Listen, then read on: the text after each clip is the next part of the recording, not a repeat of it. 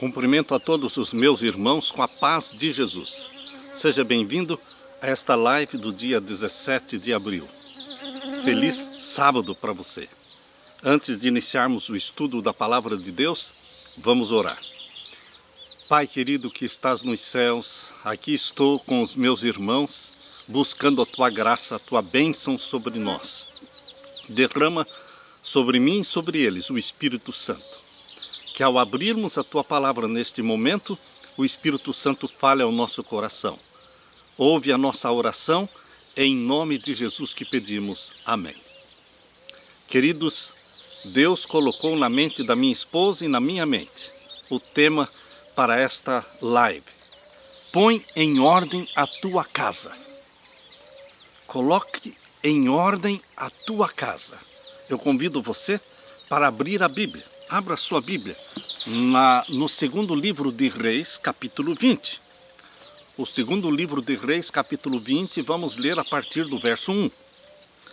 Naqueles dias, adoeceu Ezequias de morte, e o profeta Isaías, filho de Amós, veio a ele. Ele disse: assim diz o Senhor, põe em ordem a tua casa, porque morrerás e não viverás. Queridos, quando nós lemos a história de Ezequias, nós percebemos que ele foi um ótimo rei, um bom pai. Ele tinha uma boa casa, um bom lar, que servia a Deus. Ele era fiel.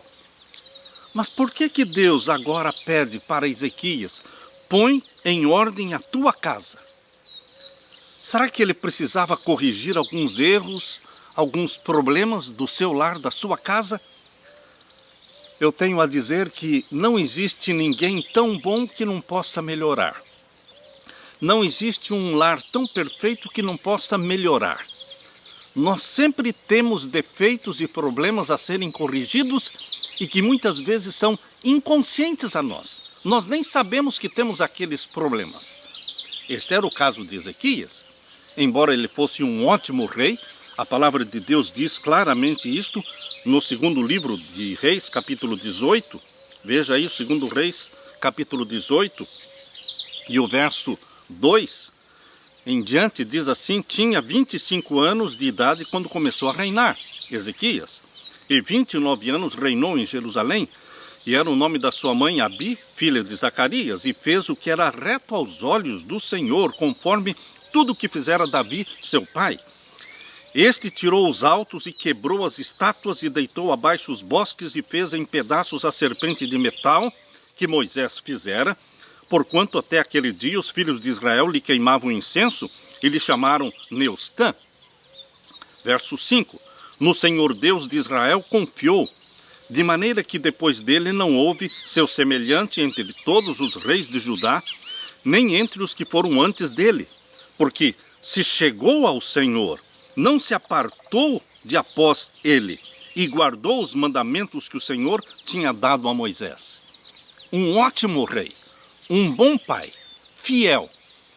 Mas, na hora em que Deus anunciou de que ele morreria, Deus disse a Ezequias: coloque em ordem a sua casa. Queridos, sempre nós temos algo a melhorar. Sempre nós temos algo a corrigir. Eu tenho defeitos, você também tem defeitos. Defeitos em nosso caráter, defeitos em nossas famílias, defeitos em nossos filhos que precisam ser corrigidos, e Deus usa os pais, porque os pais estão no lugar de Deus em relação aos seus filhos. Deus usa os pais para corrigirem os seus filhos. Por isso, queridos, quando Deus disse para Ezequias, põe em ordem a tua casa, é porque Deus estava permitindo que Ezequias aprendesse algumas coisas que ele ainda não tinha aprendido. Nós lemos aqui no verso 2, capítulo 20 de 2 Reis. Verso 2, então virou o rosto para a parede e orou ao Senhor, dizendo: ah, Senhor, sê servido de te lembrar de que andei diante de ti em verdade e com o coração perfeito, e fiz o que era reto aos teus olhos. E chorou Ezequias muitíssimo. Ezequias estava preparado para morrer? Não, não estava preparado para morrer. Ezequias tinha consciência de que ele tinha defeitos de caráter, defeitos no seu lar que precisavam ser corrigidos? Não, ele não tinha consciência.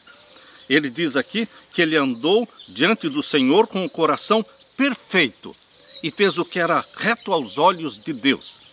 Ou seja, Ezequias tinha a si mesmo em autoestima.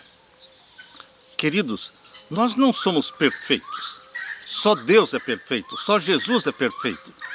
Então Deus permitiu esta doença na vida de Ezequias para que aflorasse na vida de Ezequias alguns defeitos que ele não tinha consciência. É assim que o Espírito Santo age. Ele traz à nossa memória defeitos e pecados que não são conhecidos, que não são conscientes, mas que precisam ser corrigidos, porque Deus quer nos aperfeiçoar, Deus quer nos tornar semelhantes a Jesus. Ele eleva o padrão, e o padrão divino é o caráter de Jesus que precisa ser assimilado.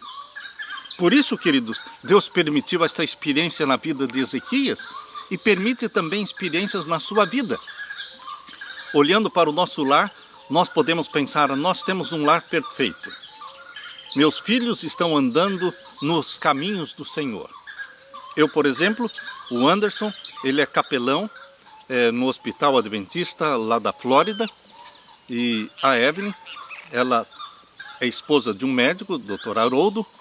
Ela é fiel a Deus, o Anderson é fiel a Deus. A Keila, esposa do Anderson, é fiel a Deus.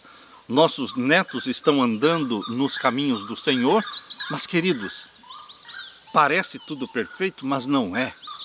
Existem muitas coisinhas para serem corrigidas. E que Deus permite certas situações e circunstâncias em que nós sentimos a necessidade de buscar mais a Deus em oração, em jejuns, em confissões, para podermos aperfeiçoar nossa família, edificarmos nossa família. Isso aconteceu na vida do rei Ezequias. Verso 4. Sucedeu, pois, que não havendo Isaías ainda saído do meio do pátio, veio a ele a palavra do Senhor, dizendo: volta e dize a Ezequias, chefe do meu povo, assim diz o Senhor Deus de teu pai Davi, ouvi a tua oração e vi as tuas lágrimas. Eu louvo ao meu Deus, eu não preciso de outro Deus, você não precisa de outro Deus, que vê as nossas lágrimas, que ouve as nossas orações, um Deus que está com os olhos voltados para você, Ele cuida de você. Por isso, queridos, aqui no verso 6, Deus diz para Ezequias: eu acrescentarei aos teus dias 15 anos, e das mãos do rei da Síria te livrarei, a ti e a esta cidade, e ampararei esta cidade por amor de mim e por amor de Davi, meu servo. Disse mais Isaías: tomai uma pasta de figos, e a tomaram, e a puseram sobre a chaga, e ele sarou. E Ezequias disse a Isaías: qual é o sinal de que o Senhor me sarará, e de que ao terceiro dia subirei à casa do Senhor? E disse Isaías: isto te será por sinal da parte do Senhor, de que o Senhor cumprirá a palavra que disse: adiantar-se-á a sombra 10 graus ou voltará 10 graus atrás. Então disse Ezequias: é fácil que a sombra decline 10 graus. Não, mas volte a sombra 10 graus atrás. Então o profeta Isaías clamou ao Senhor e fez voltar a sombra 10 graus atrás pelos graus que já tinha declinado no relógio de sol de Acás. Que milagre maravilhoso!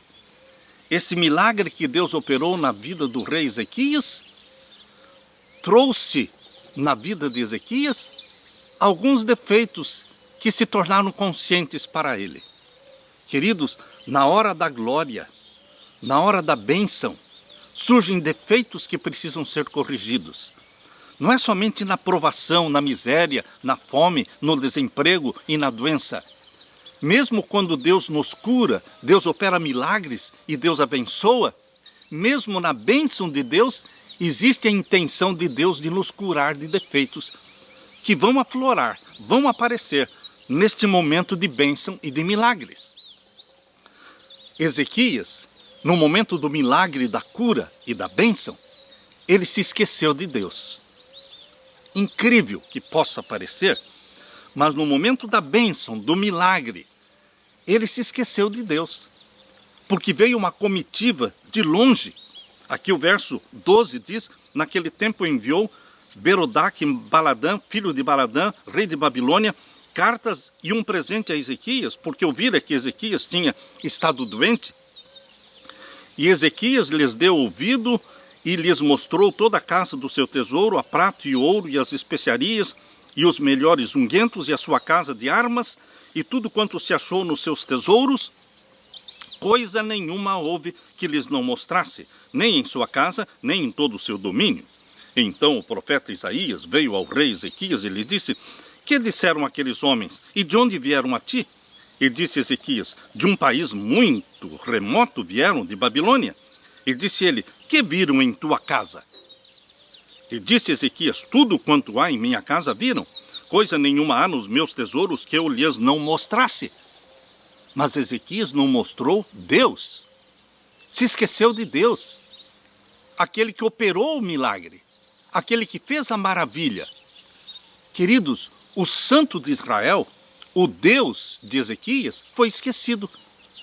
Será que nossa casa, será que o nosso lar também corre o risco de se esquecer de Deus? As coisas estão indo tão bem, Deus já demonstrou que nos ama, que nos cuida, Deus nos curou, Deus fez milagres, Deus proveu tudo quanto necessitamos. Não temos nenhuma dúvida de que Deus está conosco, Deus está nos abençoando, assim como aconteceu na vida de Ezequias. Mas, quando tudo está bem, quando temos a certeza da bênção de Deus, será que não corremos o risco de baixar a guarda, relaxar, deixar de fazer os cultos, orar menos, buscar menos a Deus, sermos menos dependentes de Deus? Foi o que aconteceu com Ezequias. Ele se esqueceu de Deus. Aquela comitiva que veio de Babilônia veio para conhecer não Ezequias. Veio para conhecer não o exército, não as armas, nem o ouro, nem a riqueza de Ezequias. Porque em Babilônia existia muito mais ouro, muito mais riqueza e um exército muito maior. Eles vieram para conhecer o Deus de Ezequias. E ele esqueceu de mostrar Deus. Que viram em tua casa? Por isso Deus disse para Ezequias: põe em ordem a tua casa. Porque existiam coisas para serem corrigidas. Existem coisas para serem corrigidas. Com certeza, meu querido irmão, minha querida irmã, meus queridos pais. Existem coisas para serem corrigidas na sua casa.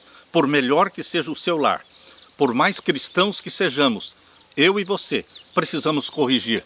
Deus eleva o padrão, Deus não baixa o padrão, Deus eleva o padrão do caráter de Jesus. E o Espírito Santo nos puxa para alcançarmos este padrão que é o caráter de Jesus Cristo. Queridos, eu li a história de um jovem criminoso que estava sentenciado à morte, e antes de ser executado, perguntaram se ele tinha um último desejo. E ele disse: sim, eu tenho um último desejo. Eu quero que vocês tragam a minha mãe até aqui.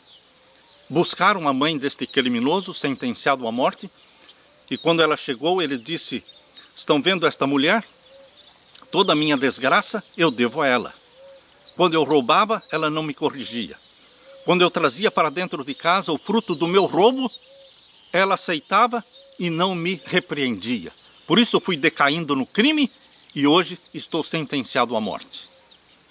Queridos, nós precisamos corrigir os nossos filhos. Nós precisamos vigiar naquilo que eles trazem para dentro da nossa casa. Eu li a história contada por Paddock, C.L. Paddock. Ele fala de um menino acusado de furto. E ele estava ali no juizado de menores, sendo questionado pelo juiz, por que ele roubava, por que ele furtava. E o juiz teve uma ideia. Eu gostaria, disse o juiz, de conhecer a origem desse problema. Por que você age e se comporta desta maneira? Então o juiz foi até a casa do rapaz, fazer uma visita. O juiz, quando chegou à casa do rapaz, chegou exatamente no dia em que a mãe dele estava lavando roupa e estendendo a roupa no varal.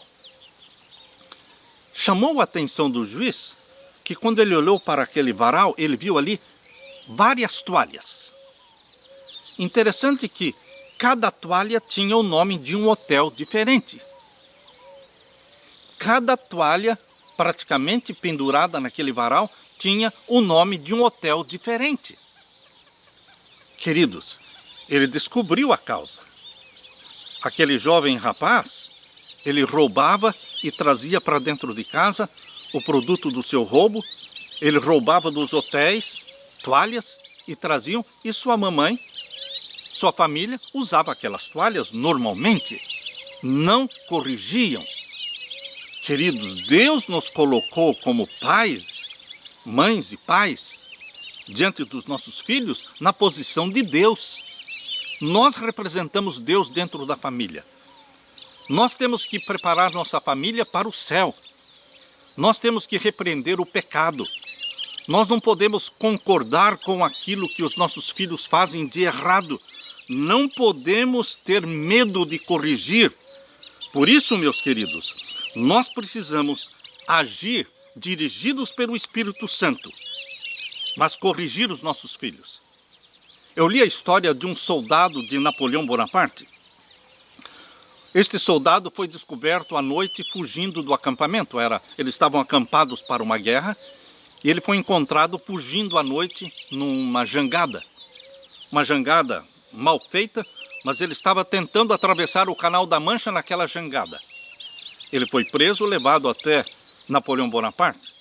E Napoleão então perguntou para ele: o que você estava fazendo? Você estava fugindo da guerra?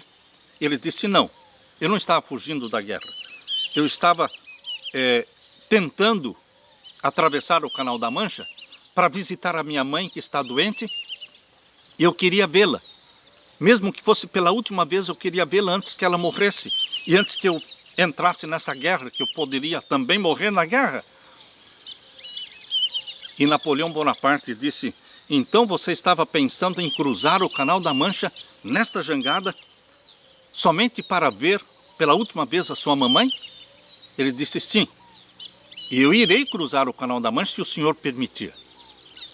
E Napoleão Bonaparte disse: então você não vai nesta jangada. Eu vou providenciar um barco, que este barco vai levar você para que você veja pela última vez a sua mamãe.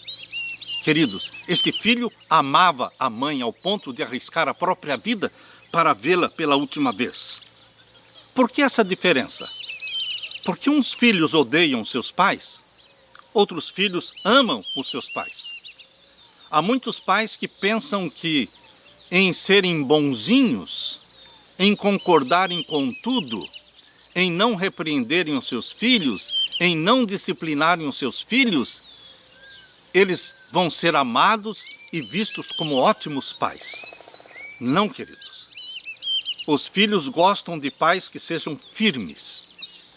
Os filhos, as crianças gostam de pai e mãe que saibam dizer não, que saibam sustentar o não, porque muitos pais dizem o não, mas logo eles desistem do não. Eles dizem o não e aí cedem. Ora, queridos, se é para nós dizermos um não e depois cedermos, é melhor não dizer o não. Porque um não, quando dito, tem que ser sustentado para o bem das nossas crianças, para não prejudicá-las. O maior bem que nós podemos fazer aos nossos filhos é ensiná-los a obediência. Obediência. E isso tem que acontecer nos 3 primeiros anos. Depois dos 3 primeiros anos, os próximos 4 anos, até os 7 anos de idade. Esta é a fase áurea principal em que nós temos que ensinar os nossos filhos a obediência. Ensiná-los a ouvir o não. Um não firme por parte do pai ou por parte da mãe vai ajudar a criança a desistir do erro ou desistir da insistência em pedir algo. Não existe casualidades nesta vida. A colheita será determinada pelo caráter da semente e da semeadura. Vou dizer, isto está no livro Lar Adventista, página 250. Não há casualidades na vida. A colheita será determinada pelo caráter da semente e da semeadura. aquilo que semearmos, nós vamos colher. Se como pais nós semearmos o descuido e a negligência, então vamos colher o quê? A amargura e infelicidade. Li também a história de um pastor que tinha 2 filhos. Este pastor estava tendo problemas com seus 2 filhos. Ele permitiu que os filhos o governassem. Ele permitiu que os filhos mandassem nele. E o pai se tornou sujeito aos filhos. Eu me lembro da história, de uma outra história, de um amigo que visitou a Austrália e quando voltou, perguntaram para ele se ele tinha gostado da Austrália. Ele disse, eu gostei, é um país maravilhoso. Mas o que eu achei muito estranho é a forma como os pais lá na Austrália obedecem os filhos. Queridos, assim estava este pastor. Esse pastor também era obediente aos filhos. Não repreendia os filhos. Os filhos estavam explorando os membros da igreja. E essas notícias chegavam aos ouvidos do pastor, mas ele assim mesmo continuava abafando os pecados dos filhos, desculpando a conduta deles. A malignidade naqueles 2 rapazes chegou ao extremo deles começarem a se deitar com as garotas da igreja que vinham em grupos e se deitavam na porta da igreja, praticando sexo ali. Queridos, isto está escrito no primeiro livro de Samuel. Se você abrir a Bíblia, no primeiro livro de Samuel, capítulo 2, verso 22. Abra sua Bíblia. O primeiro livro de Samuel, capítulo 2 e o verso 22. Aqui nós lemos. Era, porém, Eli já muito velho, e ouvia tudo quanto seus filhos faziam a todo Israel, e de como se deitavam com as mulheres, que em bandos se ajuntavam à porta da tenda da congregação. E disse-lhes, por que fazeis tais coisas? Porque ouço de todo este povo os vossos malefícios. Não, meus filhos, porque não é boa a fama esta que ouço, fazeis transgredir o povo do Senhor. Falou brandamente com os rapazes. Mas Deus mandou uma mensagem para este pastor, para este sacerdote Eli. E nós vemos aqui no capítulo 2 de 1 Samuel, capítulo 2 e o verso 29. Deus falou, porque dais coices contra os sacrifícios e contra a minha oferta de manjares, que ordenei na minha morada, e honras aos teus filhos mais do que a mim. Deus disse, Eli, você honra os teus filhos mais do que a mim. Será que dentro da nossa casa, meu querido irmão, queridos pais, será que dentro do nosso lar, nós não estamos muitas vezes honrando mais os nossos filhos do que a Deus? Será que temos medo de corrigir? Temos medo de repreender? Temos medo de disciplinar? Queridos, Deus está olhando para você como pai, como mãe, e quer que você haja como Deus. Você é a mente de Deus diante dos filhos, para impedir o pecado, para dizer um firme não. Aqui, Deus está falando que Eli honrava mais os filhos do que a Deus. Por isso diz aqui o verso 30, portanto diz o Senhor Deus de Israel, na verdade tinha dito, eu que a tua casa e a casa do teu pai andariam diante de mim perpetuamente. Porém agora, diz o Senhor, longe de mim tal coisa, porque aos que me honram, honrarei, porém aos que me desprezam, serão envilecidos. Queridos, aos que honram a Deus, Deus honrará. Mas aqueles que desprezam a Deus, Deus os deixará também. Eli pensava, por certo, que os seus filhos Ofni e Finéias amadureceriam com o tempo. Eu tenho ouvido pais falando, isso é uma questão de idade, com o tempo eles vão melhorar. Queridos, não é o tempo que melhora, é a correção que melhora. É a oração, é o jejum pelos nossos filhos, corrigindo-os. Eli pensava que essa fase irresponsável e rebelde passaria e eles se tornariam pessoas diferentes. Mas isto não aconteceu. Quanto mais a idade adquiriam, tanto piores se tornavam. Estavam ficando cada vez mais atrevidos, mais profanos, mais irreverentes, mais egoístas, mais insensatos. Queridos, Deus está falando que Eli honrava mais os filhos do que a Deus. Será que dentro da nossa casa, meu querido irmão, queridos pais, será que dentro do nosso lar, nós não estamos muitas vezes honrando mais os nossos filhos do que a Deus? e o mal aumentava progressivamente. A influência do sacerdote Eli era constantemente neutralizada pela maldade dos filhos. Se Eli houvesse tratado com justiça seus filhos, ímpios teriam sido rejeitados do ofício sacerdotal e punidos de morte. Quando Ofni e Finéias tinham 2 aninhos de idade, eles poderiam ter sido facilmente modelados, corrigidos. Quando Ofni e Finéias tinham a idade de 6 ou 8 anos de idade, a pequenina mão que segurava a grande mão do pai poderia ter sido conduzida pelo caminho certo. Aos 9 ou 12 anos de idade, Ofni e Finéias teriam se beneficiado grandemente se recebessem uma sábia disciplina.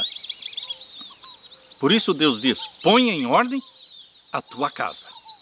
Eli não colocou em ordem a sua casa. Jamais o pai Eli comunicou sábia orientação aos filhos. Jamais puniu os filhos pelos erros. Jamais lhes ensinou a ouvir um não. E a adolescência, irrefreada, se transformou numa juventude libertina. O pai cego persistia em desculpar e defender os filhos. Finalmente, Deus mandou uma mensagem especial para o sacerdote Eli. Isso está em 1 Samuel capítulo 2. E o verso, vamos ler aqui o verso 34. E isto te será por sinal, a saber, o que sobrevirá aos teus 2 filhos, a Ofni e a Finéias, que ambos morrerão no mesmo dia. Teus 2 filhos, Eli, vão morrer no mesmo dia. E morreram no mesmo dia. E quando chegou a notícia para Eli de que seus 2 filhos tinham morrido e que a arca do concerto tinha sido tomada pelos inimigos, ele era obeso, ele estava sentado numa cadeira, caiu para trás e também morreu. O pai e os 2 filhos morreram no mesmo dia. Queridos, que triste consequência para um pastor que não disciplinou os seus filhos. Aqueles pais que seguem suas próprias inclinações, com uma afeição cega para com seus filhos, condescendendo com eles na satisfação dos seus desejos egoístas, e não fazem uso da autoridade de Deus para repreender o pecado e corrigir o mal, tornam manifesto que estão honrando mais aos seus filhos ímpios do que a Deus. Patriarcas e Profetas, página 618. Eli não manifestou os frutos do verdadeiro arrependimento. Vou repetir. Eli não manifestou os frutos do verdadeiro arrependimento. Confessou sua falta, mas deixou de renunciar ao pecado. Patriarcas e Profetas, página 623. Eli é o exemplo do pai que se perdeu junto com os seus filhos. Muitas vezes eu ouço pais dizerem, eu prefiro, se é para o meu filho fazer alguma coisa errada, lá fora, eu prefiro que ele venha fazer aqui dentro de casa, pelo menos ele está aqui perto da gente. Queridos, isso é um tremendo engano,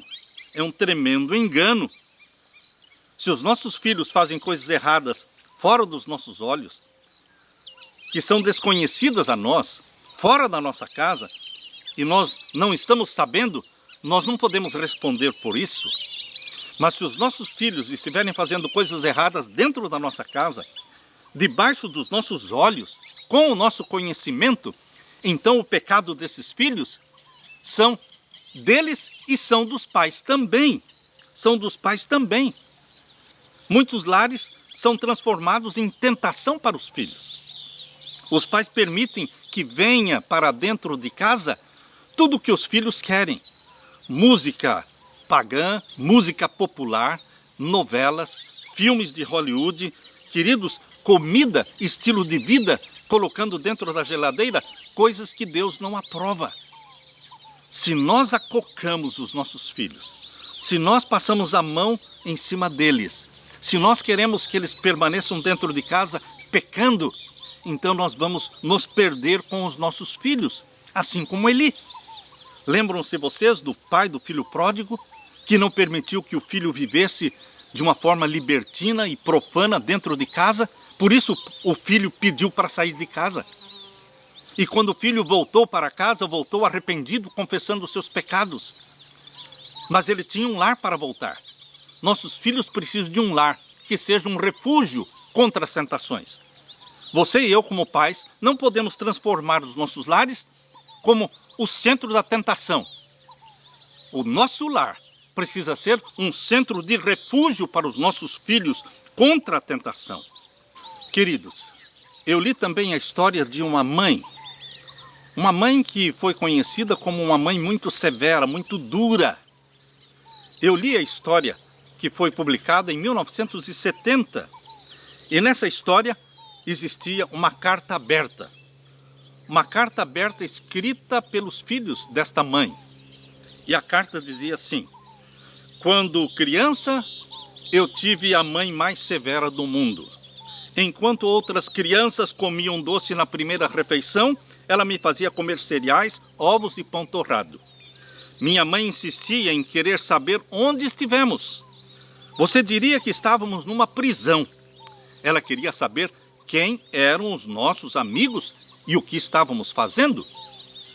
Quando dizíamos que iríamos nos ausentar de casa durante 1 hora, ela fazia questão de que chegássemos dentro desse prazo marcado, ou antes.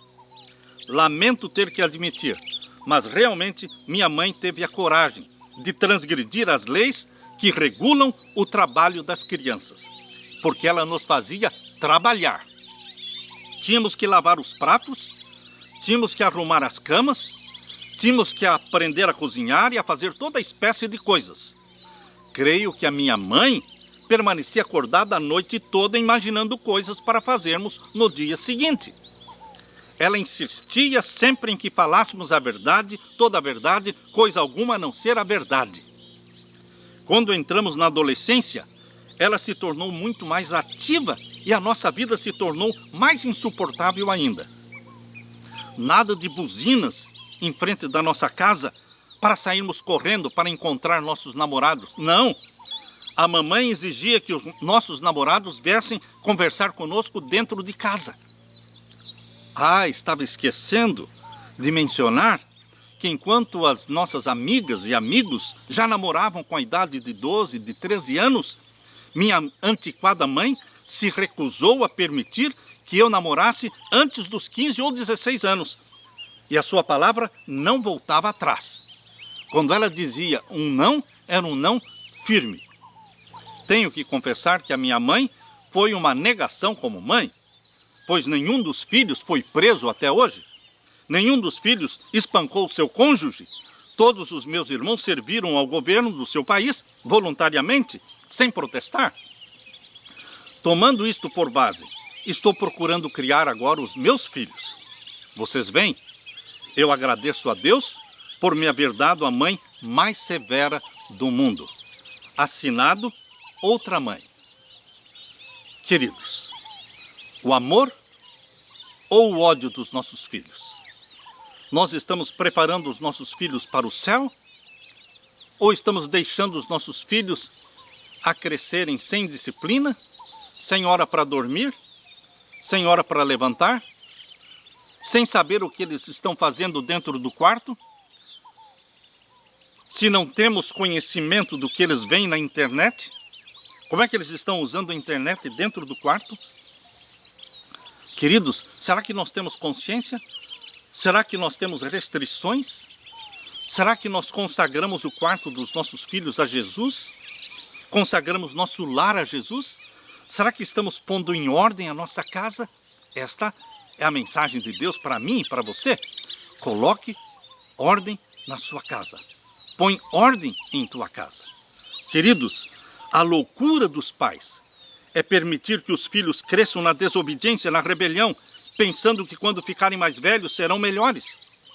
Os pais que cuidadosamente, com jejum e com oração, amor e disciplina, procuram educar os seus filhos podem ser considerados, muitas vezes, severos demais ou chatos, mas a eternidade revelará que foram os pais, melhores pais, controlados pelo Espírito Santo. Os filhos necessitam de uma mão firme que impeça que eles façam coisas erradas, por meio de conselhos e limites nós podemos impedir o caminho errado na vida dos filhos. A Bíblia diz, em Salmo 127, verso 3, que os filhos são a herança do Senhor. Deus vai cobrar de você e de mim os nossos filhos. Onde estão os filhos que eu te dei? E Deus também diz, em Provérbios 22, verso 6, instrui a criança no caminho que deve andar. Nós precisamos instruir, educar. Instrui a criança no caminho que deve andar. E até depois de velho, não se desviará dele. Como pais e filhos, que amamos a Jesus Cristo, nosso maior sonho é a volta de Jesus. Prepararmos nossa família para o encontro com Jesus Cristo. Para que quando Jesus descer do céu em poder e glória, nós possamos dizer com a nossa família, eis-nos aqui com os filhos que o Senhor nos deu. Que Deus derrame sobre você o Espírito Santo. Que Jesus Cristo dê para você, para mim, para nós pais, sabedoria para educarmos nossos filhos para Ele, para Jesus, para o céu. Deixo com você a paz de Jesus e peço que Jesus Cristo abençoe o seu lar. Fique com a bênção de Jesus. Amém.